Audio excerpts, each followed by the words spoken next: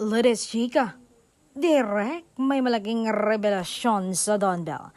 Saad niya, break ba yung ganito? Hatid sundo, lagi siyang date, lagi silang may date? May nangyayaring subuan, binibigyan ng flowers, sinusurprise si Bell, binibigyan ng kape, inaalalayan, alagang-alaga nilang isa't isa. Nako, walang naghiwalay, alam niyo yon, pansamantala lang para sa kanilang growth. And para protektahan na rin ang kanilang relationship.